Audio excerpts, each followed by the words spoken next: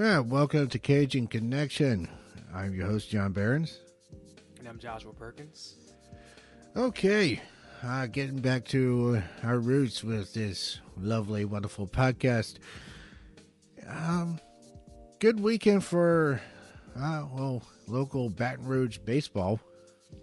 Yeah. LSU Tigers were able to take 2 out of 3 against the number 2 team in the country, Mississippi State, going to Starksville to do it. I mean, well, this can serve as a possible launching pad for LSU to finally find their stride because, LSU, they lost to McNeese State and they lost to Northwestern State. They lost to my alma mater. That's what I'm talking about. Anyways. Yeah, and last weekend's, lost to Georgia. That was after sweeping Kentucky to open up SEC play. But,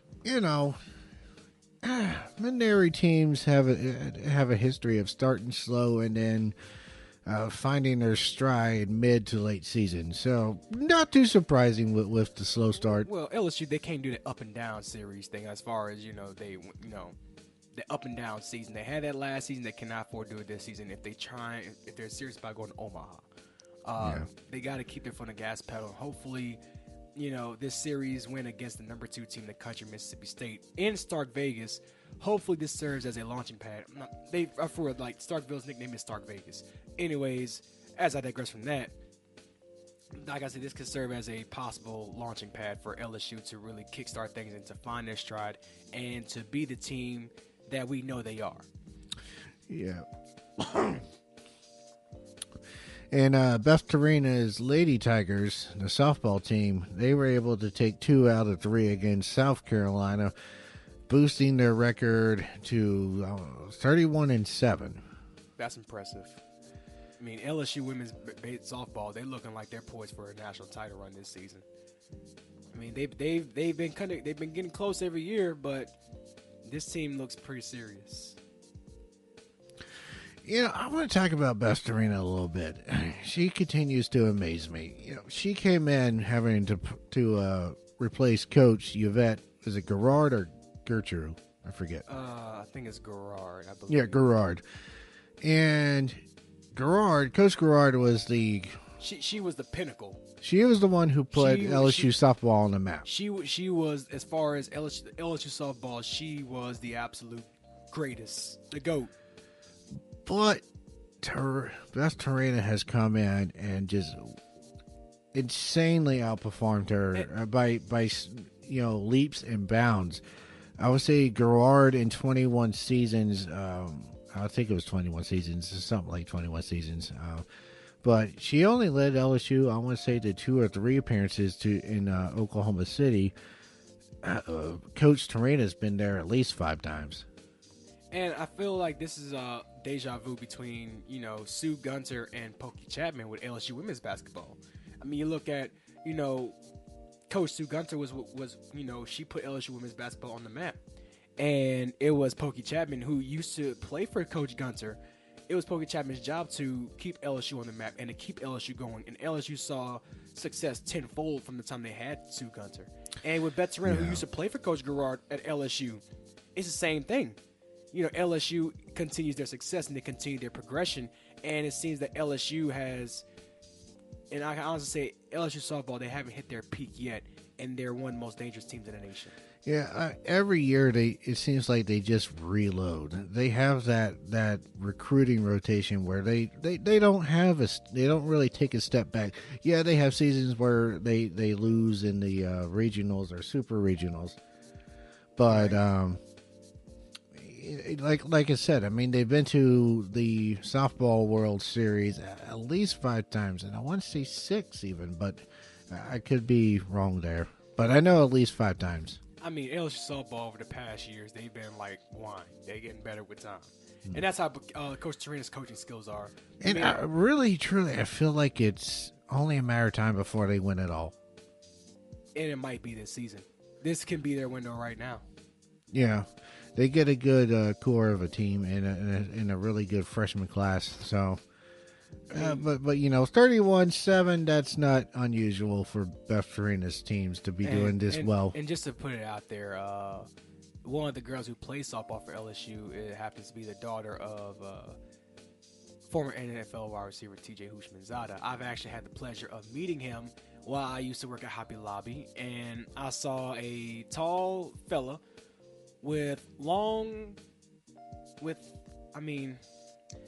look, don't call me a creep, but he had that long wavy curly hair. I don't want to say luscious because that makes me sound creepy. Because he's always had long hair. I saw a tall fella, long hair, and I looked at him and I was like, "Excuse me, sir." As I was at the cash register, I'm like, "Excuse me, sir. Has anybody told you look like T.J. Hushmanzada?" Because I was in complete denial. Because last time I checked, T.J. Hushmanzada used to play for Seattle, and he stayed all the way up north. So I'm like, what in the hell would T.J. Hushmanzada be doing here in Baton Rouge, Louisiana? And he was like, "Yeah, people have told me." I'm like, "Are you T.J. Hushmanzada?" I'm like, "People told me I look like him." And then I get home, I look up his picture on Google. I go on Google search. I'm like, T.J. Hushmanzada. And I looked at the picture of him. I'm like, oh, crap, that was T.J. Hushmanzada. And then I looked it up. He was actually down in Baton Rouge dropping his daughter off to college, who has a softball scholarship to play for Beth Torina. So, Well, that's kind of, there's been a number of former players that have had their kids come here. I know Carl Malone had his kid KJ come here. He played offensive lineman for LSU. And Randy Moss's son Thaddeus plays tight end for LSU. Yep. So a long line legacy here at LSU. Yep. Now, are they as good as their daddies? As far as like sporting wise, well, KJ Malone proved to be a viable offensive lineman for LSU. Well, you really can't compare KJ Malone to Carl Malone because two different sports. Well, I'm talking about as far as athleticism, because Carl Malone he was a beast when he played in the NBA, and I was just trying to see if KJ Malone had his like athleticism and had his tenacity, in which KJ Malone was a beast on the offensive line for LSU. Yeah. Speaking of LSU and Karl Malone, I just can't believe that they passed up on Karl Malone, who wanted to play at LSU but ended up at Louisiana Tech. Because Coach Brown passed up on him. That baffled me. Like, why you passing on Karl Malone? And I bet he's still thinking like, dang, I could probably have a national championship ring right now had I not passed up on Karl Malone. Yeah. And the fact that Coach Brown turned him down out of all people. Out of all people. And I think that's one of the reasons why he got Shaq, because he was like, I turned down one big man, I cannot turn on this one. Yeah. Anyway, Southern Baseball had a pretty good weekend too, taking 2 out of 3 against Prairie View, including a 26-4 win on Saturday. Wow. Hey Southern, what did they do to you? I understand it's a game, it's a sport, but 26-4. Did they even call mercy rule in that game? No, they did not. Southern just kind of blew them out of the water. You know how black folks are. Look, get back in that corner, take your beating like didn't I tell you? Yeah, that type of. So just a little side note. One of the things that I've noticed this baseball season is the fact that scoring 10+ runs has become more of a norm. Yeah, it's no longer an anomaly. And that's just this season. There's been at least 3 as far as I know, and I want to say, I think there was a 4th team that have top 30 runs for this in one game. All right, you know what? I really ought to just, build a time machine and just bring back Steven Strasburg to his San Diego State days. Be like, look, Steven, this team is good at scoring. I need you to get out there and just strike them all out like I know you can. Mm-hmm. All right. Spring football is up and going. Of course, teams are really hush-hush when it comes to early spring practice. You know what I like about college spring football? Big cat drills. Those are always the most lit times. Mm-hmm. And spring games coming up next week, too, at a lot of different campuses.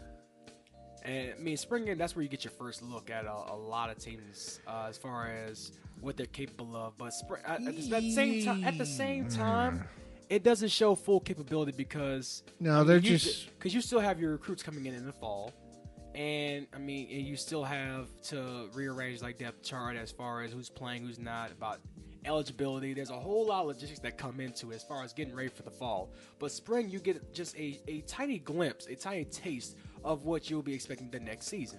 Well, in the spring games, the teams are just running their base packages. They're not really running game plans or anything. Oh, and I mean, game plan, that's for like full speed. You're trying to kill somebody. But, I mean, you're just trying to get an idea of who can play and who can make plays. You're basically just temporarily keeping the cobwebs off of your players.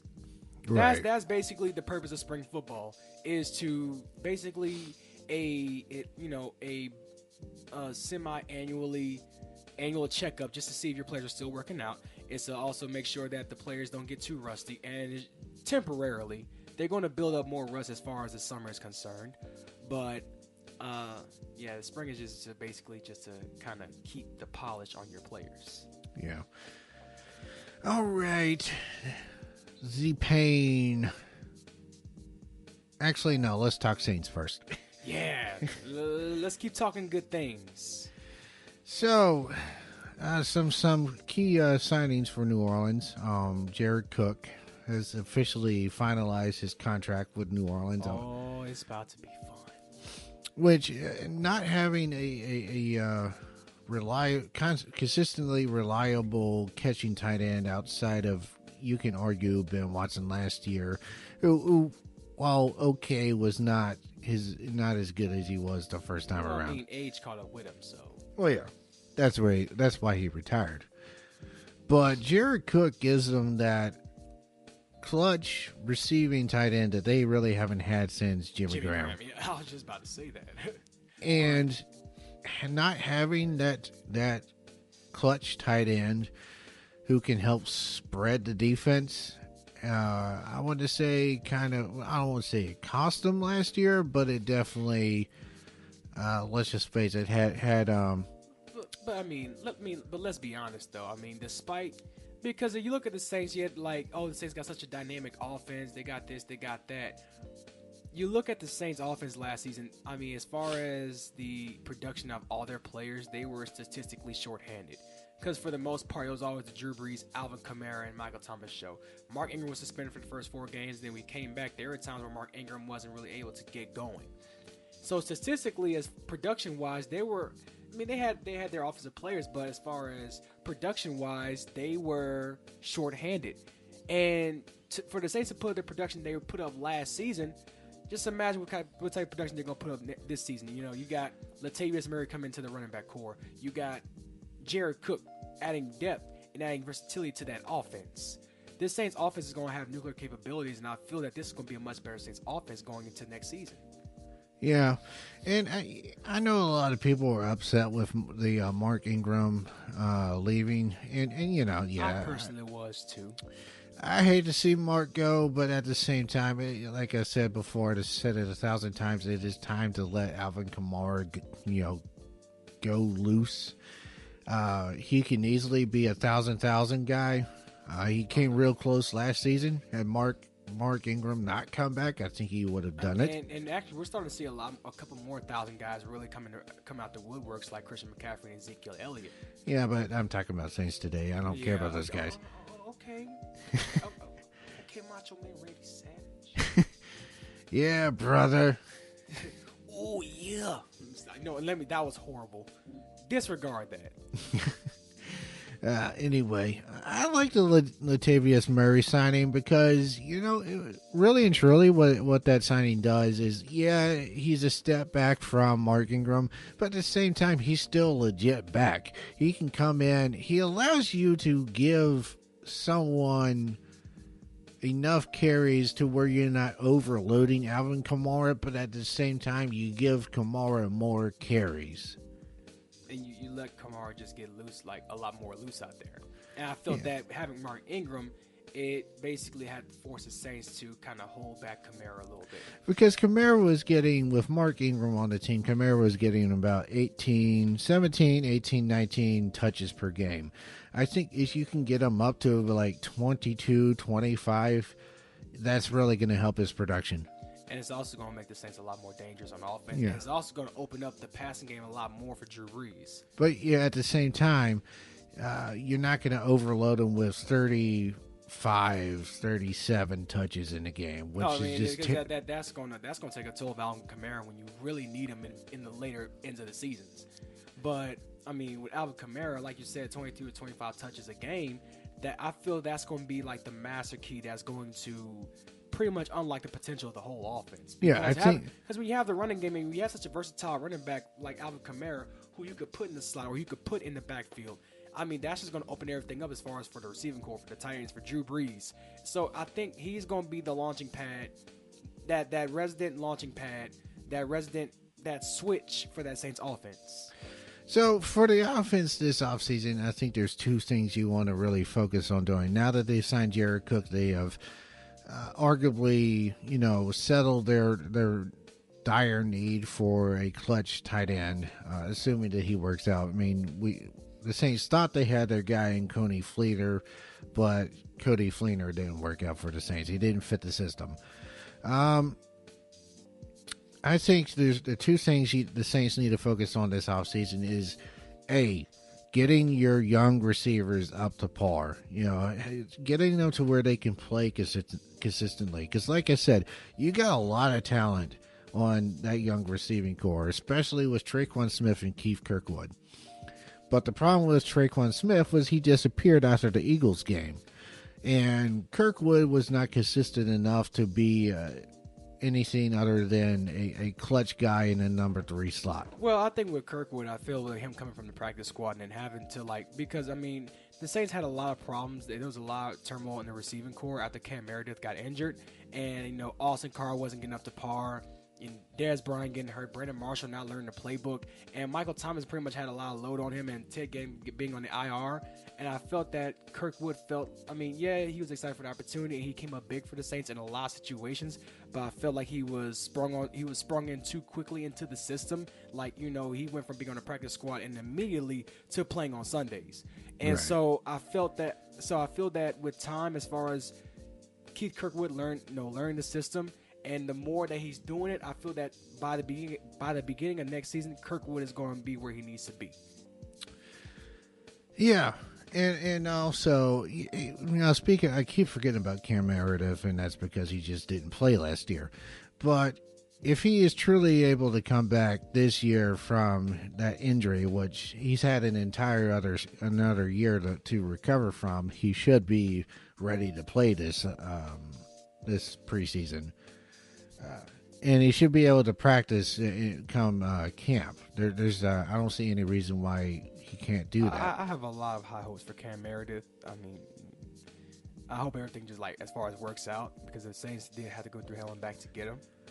So if they can develop these young receivers and Cam Meredith is able to come back and stay healthy and achieve his farm, if he hasn't lost any of that ability, the Saints' passing game will be much more efficient. The other thing I think that they really need to work on is better developing Taysom Hill's passing game, because I feel like as much as he is as a valuable player due to his versatility, if you can get him to where you can improve his passing even just 20%, and you can get him to where he's able to come in and make 5, 8, 10 efficient passes per game, even if you're just running halfback passes with him, which I think would be more deceptive than lining him up at quarterback, I think you really can have a dynamic player who can change the offense more than he already has. That's going to pretty much make a defense play Russian roulette out there. Because early on last season, it was pretty obvious that when Taysom was coming into the game, if it wasn't at quarterback, he was going to run the ball. If it was a quarterback, he was either going to run with it or hand it off. But as you can make him a passing threat, like they were trying to do towards the end of the season, you're really going to have defenses truly guessing. And like I said, I think if you could develop some halfback pass schemes with Taysom Hill, that makes him even more dangerous. Because what Peyton has done with Taysom Hill has just been absolutely mind-boggling. He has essentially transformed another position on the field. Because last season, Taysom Hill lined up at running back. He lined up at fullback. He lined up at receiver. He lined up at quarterback. Everything but offensive lineman. And it's like so much so to yeah. Let's not forget he's an absolute beast on special teams, both in the return game and in the kicking game. Because he's blocked several punts in his 2 seasons with the Saints, and he's taken part in some fake punts. And he's also had a hand in the return game in which you see Taysom Hill's true speed. I mean, Taysom Hill is lightning fast out there on that field, and he's a big guy. You're pretty much looking at a running back that plays quarterback. Yeah. And I'm gonna say, I said it before, I'm gonna say it again. If you want to give Taysom Hill a permanent bona fide position, put him at a running back, and you watch him run. Well, I don't think you take his quarterback snaps away from him, and I think that's part of his package. And I feel that's why Sean Payton keeps it where he is, as that offensive weapon. I mean, he's actually not the first guy that was used as far as like an offensive weapon trying to use everywhere. I mean, you look at Denard Robinson from Michigan when he first got drafted by the Jacksonville Jaguars. They wanted to label him as offensive weapon, and that didn't really work out. Sean Payton actually did it the right way with Taysom Hill. At first Taysom Hill was just a quarterback, but once Sean Payton saw his versatility and saw his potential, that's why he lined Taysom Hill up everywhere. And so now he's going to be that. I mean, it's pretty much, the Saints offense is basically a walking, breathing riddle. Yeah, the only question mark I have about the Saints offseason, well, I liked the Malcolm Brown signing. I thought that was really good. And the Mario Edwards one is a bit of a curiosity, but I think it has a lot of upside potential. You ask me, Mario Edwards is one of those players who has shown flashes of potential, but never truly lived up to it. Yeah, I mean, and with Sean Payton, here's what I like about the Mario Edwards signing is that Sean Payton, as far as getting players who hasn't lived up to their potential, Sean Payton makes you realize your potential. And Sean Payton is like that gateway coach. Mm-hmm. I mean, you look at what he did with Marcus Colston, who was a 7th round pick out of Hofstra. You look at what he did with Lance Moore, who was, I think he was undrafted. I mean, those are just examples of, players who were really, and it opened up doors for these players when they left the Saints. And so I feel that he's going to help Mario Edwards, really, and also with the help of Dennis Allen. Because Dennis Allen is actually, he's actually one of the best defensive minds. I mean, you look at he was the guy behind getting Marcus Davenport out of UTSA, and he was also behind the DeMario Davis signing. Mm-hmm. And so I feel that with Sean Payton and Dennis Allen, they're going to help Mario Edwards realize his potential, and we're going to see some hot flashes from him this season. The only question I really have in free agency from the Saints is their signing of Bridgewater. I mean, they're paying him essentially what could be starter money to be a backup, and it was a 1-year contract at that. There's this question of, okay, is Bridgewater going to be the heir apparent to Drew Brees? As much as I like Bridgewater, I feel that if the Saints want to find the heir to the throne as far as the Saints offense is concerned, I mean, I was hoping that the Saints were going to be willing to draft a quarterback in this year's draft or maybe in next season's draft, but I mean, to pay that much money for just a 1-year deal, I mean, that's pretty much kind of saying that, I mean, honestly, I don't know what the message the Saints were trying to get across. I mean, because Drew Brees is going to be playing this season, and you're signing Teddy Bridgewater to a 1-year contract. Which just made him a really expensive backup. Yeah, I mean, I don't know if you're just trying to set him up for financial prosperity when y'all release him, or because Bridgewater turned down the chance to start in Miami to sign with the Saints on a 1-year deal. Well, I mean, I did hear about that happening, but I guess that he's leaning towards trying to be the heir to the throne because I mean he likes the Saints system, and it's going to be an offense. I mean, with Teddy Bridgewater being a dual threat quarterback, I feel that Sean Payton's going to have a lot of fun as far as using Teddy Bridgewater. But if Teddy Bridgewater wants to be ready, then he really needs to really pay attention to Drew Brees this season. Mm-hmm. So after this season coming up, Drew Brees is probably not going to be coming back to. Because I know Coach Payton originally had talked up Taysom Hill as being the heir apparent, but I feel like Hill has played his way out of that. Well, I mean, you got to get Taysom Hill a few more throws. Like, I mean, I would say probably give Taysom Hill a couple of starts at quarterback. But I mean, with Drew Brees, that's probably not going to happen. No, and like I said, I think he's played his way out of that. He's too valuable. He's too versatile. I mean, like, I feel just keep Taysom Hill as a glorified offensive weapon. You don't put your starting quarterback on special teams, but why would you take Hill off of special teams? And he's a beast at it. He brings success to the special teams. Yeah, so I was looking at the prospects in this year's draft, and quite honestly, I don't see a heir apparent to Drew Brees falling to the second round, and I wouldn't draft an heir apparent to Drew Brees outside of the second round. I mean, it'll have to be first round, so I mean, I would say probably in the 2020 draft. Maybe at best, if Daniel Jones fell that far, which I don't see him doing that. Yeah, and I don't think Will Greer is. I was thinking Will Greer, to be honest. I don't know, but you also got to look at. You also got to think. The Saints, they got J.T. Barrett on the practice squad, so maybe J.T. Barrett might be that heir apparent. But you still have the question of he still has a lot of developing to do. Oh yeah, absolutely. And there's still that question of, okay, does Drew come back for 2020?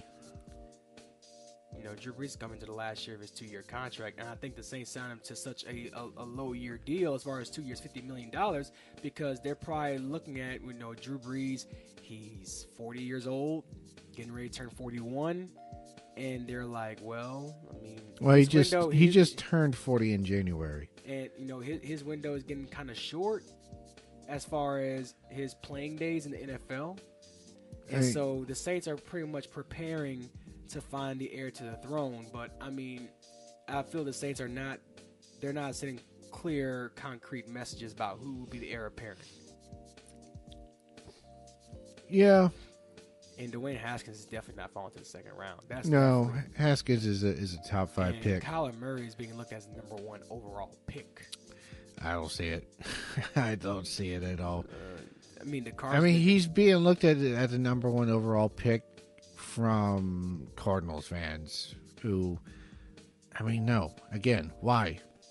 Why would you go ahead and you draft a quarterback 10th overall last season, and then you're going to turn around and take the only way that they'll draft Kyler Murray is if they can work up a trade deal to send Josh Rosen somewhere else. But that was just basically, that's going to go down as a wasted draft pick from the 2018 draft. He had a mostly poor rookie season. Well, he didn't. Oh no, a rookie had a bad year. What a surprise! But it's the norm. He's a rookie. He's young. Again, and he barely had any help. The only help he had was Larry Fitzgerald. Yeah. Again, just to get us back on track. I really think the next season would probably be better for the Saints to look for an heir apparent to Drew Brees, because that quarterback class is just leaps and bounds better than this one, and the Saints will actually have a first-round pick that time, and even though it's probably going to be in the low, at best, the low 20s. Yeah.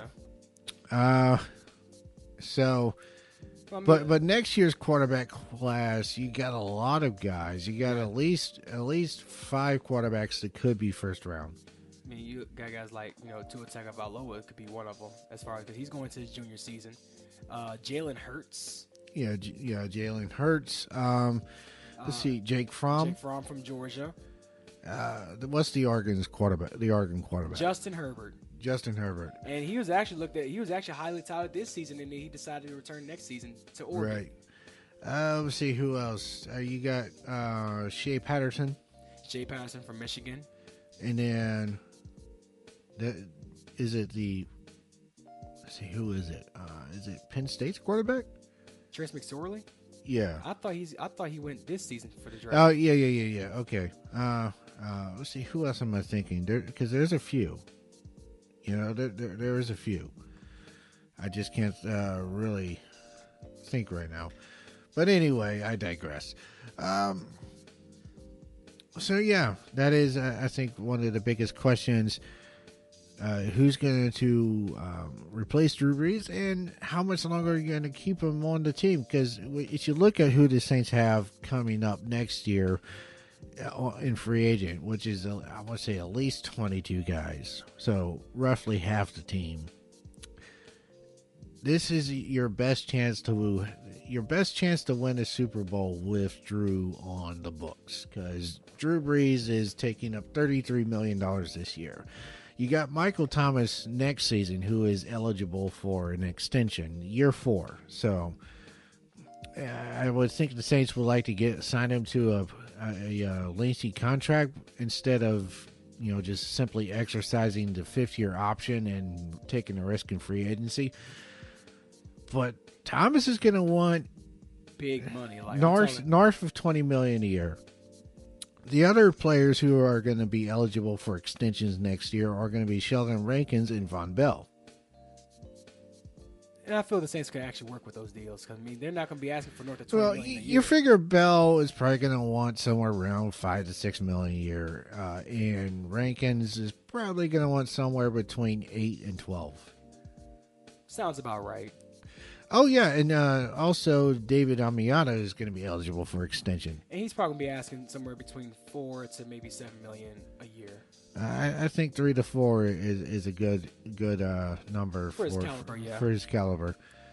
But yeah, I mean, the Saints have 22, 23 guys who are going to be hitting free agency next year, or at the very least be eligible for extensions, and then, of course, Alvin Kamara is going to be eligible for extension the following year. If I'm Alvin Kamara, I'm not accepting anything less than about $15 to $20 million a year. Yeah, in 2021, guys eligible for extension are going to be Kamara, Lattimore, Ramczyk, so Anzalone, Hendrickson. Yeah, there's going to be some players that's going to be leaving the Saints in the next couple of years. So this is like you said, you are absolutely right that their window is now. This is their window. If the Saints are going to win one with Drew this season, this is the season to do it, because after this season, there is no guarantee that Saints could probably even be a playoff team, because there's going to be a possibility that Drew Brees is going to leave, and then there's going to be a lot of players leaving because of contract issues, salary cap issues. If Drew Brees retires after this season, or if he leaves the Saints after this season, and that's going to open up some money. Like I said, he's taken up $33 million on your salary cap this year. But still, the window is now. Mm-hmm. Okay, now time for the pain. LSU men's basketball. LSU's men's basketball losing to Michigan State, and I wouldn't say pain, because I saw it coming. I missed the game because I had to work, so there is no pain at all. It's actually very painless, because I knew that Tom Izzo was just going to slice and dice Tony Benford to shreds. So there is really no pain. Look, Michigan State beat LSU 80-63. LSU's probably going to fire Will Wade. Y'all have a great day. This has been Cajun Connection. Oh, there's more to it. They actually had a game on at the PA system at Academy, so I had the pleasure of listening to the entire game. I don't work retail anymore, so you have fun with that. But, LSU's performance was almost predictable. I mean, other than I didn't see them getting off to the slow start they did, but when they did get hot and, they came out in the second half on absolute fire, going from being down 15 to pulling within 4 points twice, is like, okay, they might be able to make a game out of this and potentially pull a win out of it. And then, in typical predictable LSU fashion, they go on a string where they try to shoot a bunch of threes, but it's just basically you're just showing your hand to the other team. LSU is not a good 3-point team, and the reason why we know that is because they keep missing them. Man, it's just LSU. They have a hard time keeping opponents on their heels, and then they couldn't defend the three. So what you had was Michigan State shooting and making 3-pointers, and then LSU missing them. And as a result, they end up dropping and falling behind double digits and losing by 17. Losing by 17, which really shouldn't have even been that close. it's just. I mean, Michigan State, they just show how stronger they were than LSU. It's just in Michigan State, they play based off physical dominance. That's how Michigan State's always been, especially with Tom Izzo as their head coach. And now we enter into a period where it's just like, what's next for LSU? Because you don't know. Like you said, there is a strong chance they're going to fire Will Wade. That's not 100% determined, but the way things go, unless we have had that point where the hearing is just completely and totally non-inclusive or non-conclusive, I don't see how Will Wade escapes this one. But at the same time, it's like, okay, so you go out, you get yourself a new coach, assuming it is someone who's, let's just say, recognizable. Just throwing a name out there, Sean Miller. No, he's also being investigated. So I was about to say, no, not him. Not him. It'll only get worse. If you thought Will Wade was bad, Sean Miller was probably worse. Okay, so let's just enter your fantasy world, and I mean, for the hell of it, Calipari comes to LSU. Yeah, you're funny. Calipari just signed a lifetime contract with Kentucky, which means he's going to be Lexington's guy for pretty much the rest of his life. Like I said, it's fantasy land. I'm just doing. Okay, moving on. Anyway, or what about Coach Larry Brown? Nah, he's kind of old. I got a perfect one, and I want to say Dale Brown. Huh? Dale Brown. Fantasy. I would like it. LSU will get back to the glory days. I'm talking about if you hired Dale Brown's head coach right now.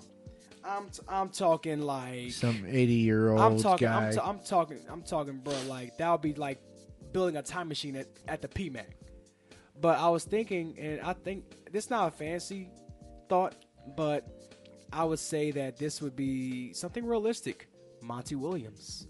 I mean, he used to coach the Pelicans. Yeah. And I feel that he's had success as a head coach at the NBA level, and so I feel that if you put him on a college level, I mean, I feel that that's where he'll actually thrive. I think it all depends on what happens with the rest of this investigation. And they did say that they have a list of over 100 coaches that has yet to been released. So I don't know. At this point, they might be hiring Coach Maravich. even though he's dead, still. So how the hell is a dead guy? You know what? We're moving on from that.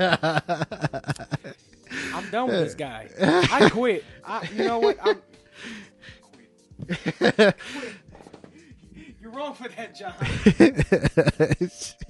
Well, sorry. It's just like, okay. Blatant disrespect to the legacy of Pete Maravich. But you know what? I have to say. Sorry. To say that Pete Maravich was so legendary that he can coach as a dead man and win a national title, and you could just see his spirit right there on the stage hoisting up a national title for LSU.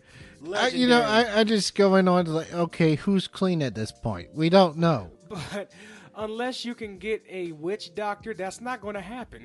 Okay. Anyway, off of that topic.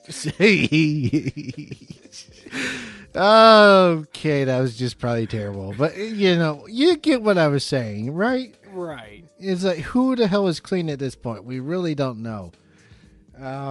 Who do you get as your next head coach? Someone who has also been doing the exact same thing?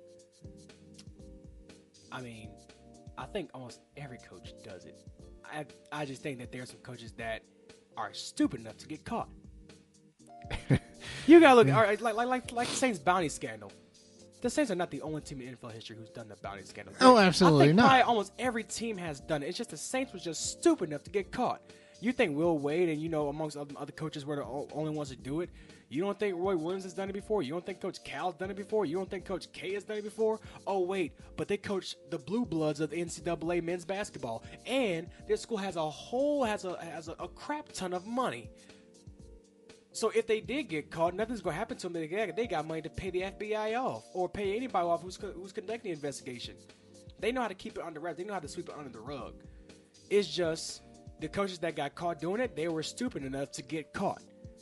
That's basically the name of the game when it comes to scandals in the NCAA in the sports world. You can do it just as long as you don't get caught. And I'm not trying to be funny. No, that's actually the name of the game in the sports world. Yeah. So, oh gosh, we went on a complete tirade there. Full with just poor taste and everything. I know, right? Anyway, so what's next for men's basketball? Okay, so who's one and done? In you talking about as far as LSU men's basketball? Yeah. I would say Nas Reed. Nas Reed? I'll say not. I mean, he's a freshman this year. I mean, he had a strong year, but I don't think he's ready for the NBA. I don't think he's ready. No, I don't think any of their freshmen are really NBA ready. But come to find out, I mean, a couple of their players will be going to the NBA, but I don't think they're ready. I think it's safe to say that Tremont Waters and probably Skylar Mays. Yeah, I mean, they're the most ready, even though I don't think that they're at the point to where they're ready to thrive on NBA level yet. Well, They are the most ready out of all their teammates. They're probably second round picks at this point. Probably so. I mean, and then from here on out, it's going to be, as far as the interviews and the combine process and the workouts. And I mean, they don't have a whole lot of repertoire to really speak for themselves as far as being why they should be first round picks. But from this point out, they're going to have to depend on, as far as the media coverage, the press releases, the combine, the workouts. So, I mean, best of luck to them. But I feel that this has opened doors. The way they played this season, it's opened doors for them to get recruits. But because of this scandal, recruiting might be down a little bit. And when I say a little bit, I use that term loosely. Yeah. Oh. Well, considering LSU's history, I don't know. They're probably going to go with yet another former player. They're probably going to do that. Maybe Tasman Mitchell. Yeah, I can say that. He is on the coaching staff. I can see that, Coach Mitchell. Or you can get Glenn Big Baby Davis, but if that happens, none of the players are going. Everybody's going to piss hot. I would say R. Kelly because you ain't got to worry about them being slaves. Wait. You know what? So who's in Portage now, sir? That just. Oh wow. Okay. All right. So this is Big Cajun Connection. Joshua Perkins, this is surviving LSU men's basketball. Okay. Cut.